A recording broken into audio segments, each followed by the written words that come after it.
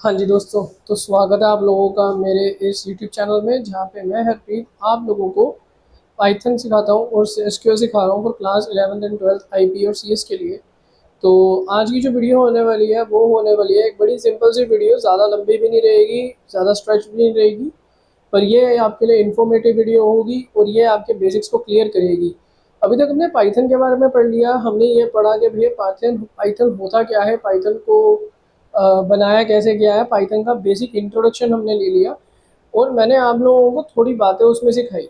But अब हमारे पास main question ये आता है, हर किसी के दिमाग में एक बात होती है that how to write your first program, कि आप अपना पहला प्रोग्राम लिखोगे कैसे। तो पहला प्रोग्राम लिखने के लिए बेसिकली कुछ ज़्यादा नहीं चाहिए। मैंने आपको पिछली वीडियो में भी बताया था कि प्रोग्राम लिखने के दो तरीके होते हैं, जो होते हैं इंटरेक्टिव मोड और स्क्रिप्ट मोड। अब इन दोनों में फ़र्क क्या होता है, प्रोग्राम को लिखते कैसे और प्रोग्राम रन कैसे करते हैं, उसको सीखने के लिए मैं अब आपको लेके जाऊंगा अपनी कंप्यूटर स्क्रीन पे, लाइक केबीसी वाली नहीं, मेरे अपने लैपटॉप की स्क्रीन पे हम डिस्प्ले पे जाएंगे और फिर मैं आप लोगों को उसमें बताऊंगा कि how to do your programming और आप कैसे एनाकोंडा नेविगेटर में नेविगेट भी कैसे कर सकते हो, या एनाकोंडा में आप लोग कैसे कोई भी बुक या कोई भी लैब को ओपन करके कैसे एक प्रोग्राम को लिख सकते हो। तो चले जी। जो अब आप लोगों के सामने स्क्रीन खुली है, आप वहाँ पे देख सकते हैं कि मैंने यहाँ पे एनाकोंडा का नेविगेटर ओपन कर लिया। अब यहाँ पे ये एनाकोंडा का नेविगेटर कैसे ओपन हुआ, मैंने आप लोगों के सामने बताया दिखाया कि जैसे ही मैं विंडोज के सर्च आइकन पे गया, वहाँ पे जाके मैंने एनाकोंडा का नेविगेटर टाइप करा और फिर मैंने वहाँ पे टाइप करने के बाद एनाकोंडा का नेविगेटर पे मैंने क्लिक कर दिया। एनाकोंडा नेविगेटर वहाँ साफ साफ लिखा आ जाता है। एक बार जब ऐसा होता है तो प्रोग्राम जो है वो आपके लिए बेसिकली सामने आप देख सकते हैं ग्रीन सर्कल सा आ जाता है, और वो ग्रीन सर्कल जो है वो कुछ लाइब्रेरीज और कुछ चीज़ें लोड करता है, कुछ उसके एसेंशियल फाइल्स। उसकी loading complete load I am sorry उसका लोड कंप्लीट होने के बाद जैसे ही उसने उन सब चीज़ों को उनके एसेंशियल एनवायरनमेंट को लोड कर दिया, तो आपके सामने ऐसी एक स्क्रीन आ जाएगी, एक वाइट स्क्रीन जिसपे मल्टीपल ऑपरेशन होंगे। आप देख सकते हैं वहाँ पे जुपिटर लैब है, वहाँ पे नोटबुक है, स्पाइडर है, कंसोल है, ये सारी की सारी चीज़ें हैं। बट घबराना नहीं है आपको, इसके आप इसके अंदर बेसिकली कुछ भी यूज़ कर सकते हो। मेरा जो पर्सनल फेवरेट है दैट इज जुपिटर लैब। तो जैसे ही मैं जुपिटर लैब पे क्लिक करूंगा तो आपके सामने है वो मैंने क्लिक कर दिया, and now a circle is revolving around, और वो अब आप लोगों के सामने थोड़ी देर में ओपन हो जाता है। It hardly takes around 30 to 40 seconds, और उसके बाद ओपन होते ही आप लोग देख सकते हैं कि ये एक ब्राउज़र विंडो पे ओपन है। अब एक ब्लैक वाइट कलर की आपके सामने एक ब्राउज़र विंडो आ गई है जिसके ऊपर कुछ लोकल होस्ट 888888/टैब लिखा हुआ है। घबराना नहीं है, ये सिर्फ उसका एक सर्वर लोकेशन है जहाँ पे लोकल सर्वर पे वो उसको लोड करता है।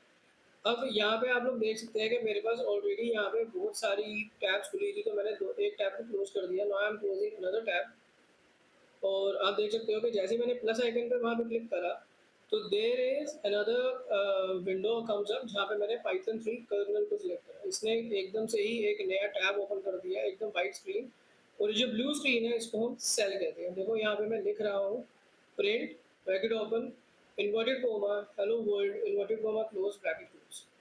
अब जैसे ही मैं इसको लिखूंगा और मैं शिफ्ट एंटर करूंगा या मैं रन की कमांड दूंगा तो अचानक से ये मेरे सामने जो प्रिंट कर देगा दैट इज हेलो वर्ल्ड।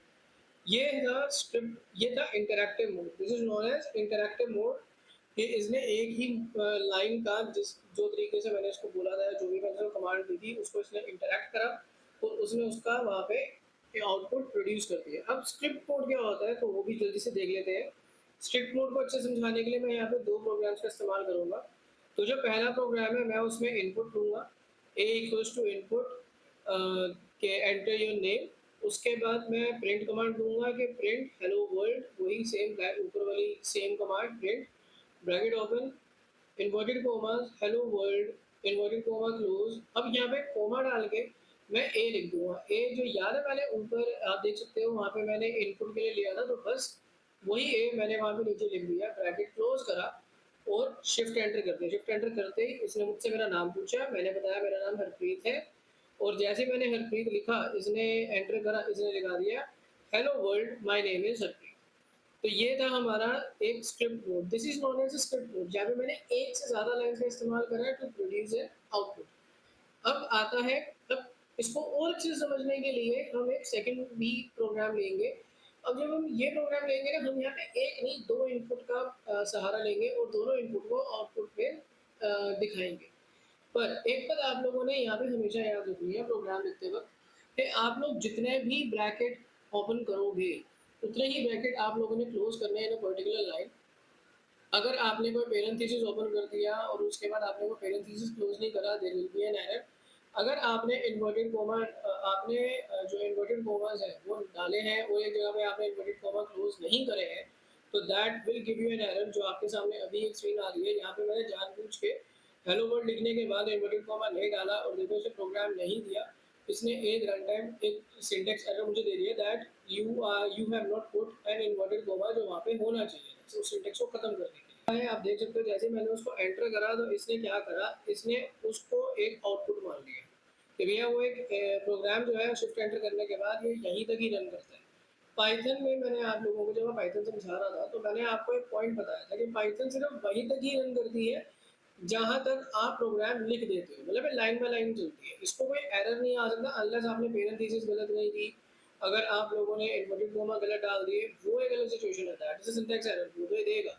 पर अगर आपके सिंटैक्स ठीक है, आपका लॉजिक भी जहाँ तक आपने प्रोग्राम लिखा वो ठीक था या नहीं भी था, तो ये क्या करेगा, ये जितना आपने प्रोग्राम लिखा था उतना रन कर देगा। आपके सामने देखो, आप मैंने यहाँ पे करा और मैंने इसको प्रिंट की कमांड दी और फिर इसने प्रिंट भी करा, पर इसने क्या करा, मैंने शिफ्ट एंटर करते ही इसने मुझे सिर्फ और सिर्फ क्या बोला कि भैया ए टाइप करो, ए यानी कि जो मैंने इसको बोला था कि मेरा जो नाम है वो टाइप करो। अब ये तब तक वहां पे रहेगा जब तक मैं उसके अंदर वो नाम एंटर नहीं कर दूंगा, चाहे मैं उसके बाद उस प्रोग्राम को रन ही क्यों ना कर दूँ, वो तब भी वहीं तक रहेगा, आप लोगों के सामने है वो तब तक वही रहा जब तक मैंने नाम नहीं एंटर करा। इसने सिर्फ पहली लाइन ही अभी रन करी है, पर आप देख सकते हो कि जैसे ही मैं उसके आगे प्रोग्राम लिख रहा हूँ, और मैंने बी लिटरल लिया, बी एक वेरिएबल लिया, उसके अंदर मैंने डेटा स्टोर करा, फिर मैंने इन दोनों को प्रिंट करवाया, पर जैसे ही मैं रन कमांड करूंगा या मैं शिफ्ट एंटर दबाऊंगा तो ये रन नहीं करेगा, क्योंकि ये मेरे को बोलेगा कि भैया जो पुराना आउटपुट है पहले वो डालो, फिर उसके बाद आप एक नया आउटपुट डालो। देखो पहले इसने पुराना आउटपुट रन करवाया, पुराना इनपुट लिया, पुराना जो एक लाइन थी उसका आउटपुट रन करवाया, अब मैंने उसी पे ही दोबारा शिफ्ट एंटर दबा दिया और अब ये पूरा का पूरा प्रोग्राम रन करेगा। ए में पहले इसने मुझसे पूछा फर्स्ट नेम, तो इसने फर्स्ट नेम को ए में स्टोर करा, फिर इसने लास्ट नेम पूछा, इसने बी में वो लास्ट नेम स्टोर करा और फिर इसने वो प्रोग्राम रन कर दिया, that is hello world, my first program in Python, my name is Harpreet Singh. और इसी के तरीके से हम लोग यहाँ पे दो प्रोग्राम्स लिखना सीख जाते हैं और ऐसे ही आप लोग प्रोग्राम लिख सकते हो।